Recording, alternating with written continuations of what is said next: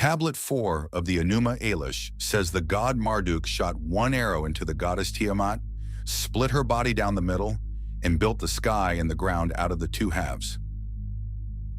Nobody had read the poem in about 2,300 years before George Smith translated it in 1876. He wasn't looking for a creation story. He found an ancient record of an unpaid cosmic debt. Tablet 6 goes further than the killing. It says why humans exist. The gods executed Tiamat's general Kingu, mixed his blood with clay, and built people for one stated job: to carry the gods' workload so the gods could stop working. Not a byproduct, not a metaphor later readers projected onto the text. A stated function written directly into the poem's own internal logic. So the question isn't whether the poem describes violent extraction. It does openly. The question is what the text does with the debt that violence creates. Two pieces of evidence answer that.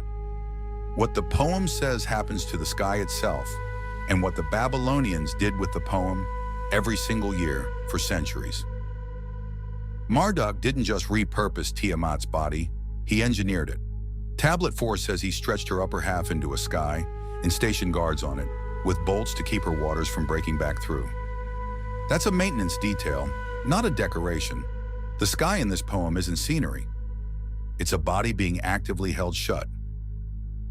The second piece is the Aktu festival.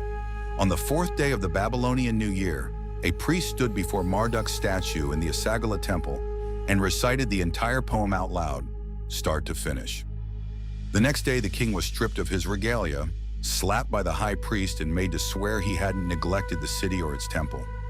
The tablet describing this ritual survives in the Louvre. Compare that to Ymir. Odin kills the giant once, builds the world, and the story moves on. Babylon's founding violence had to be reperformed out loud every year. There's a third object in the story that rarely gets mentioned: the Tablet of Destinies. Tiamat gave it to Kingu to make him supreme commander. Marduk took it from King's corpse and kept it. The weapon of the old order becomes the instrument of the new one. The debt isn't just the killing. It's what gets kept afterward and who ends up holding it. Go back to that first arrow. In the poem's own physics, the sky isn't something Marduk finished building. It's a body he's still restraining. Guards still posted, bolts still set, right now in the text present tense. None of this means the Babylonians thought they were violating a law of nature. It means they built a civic ritual around the idea that the restraint needed renewing. The poem wasn't written to be read once and shelved. It was written to be performed every year in front of the god it was about. That's not remembrance. That's upkeep.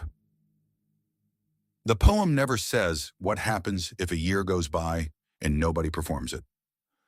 Neither does anything built the same way since.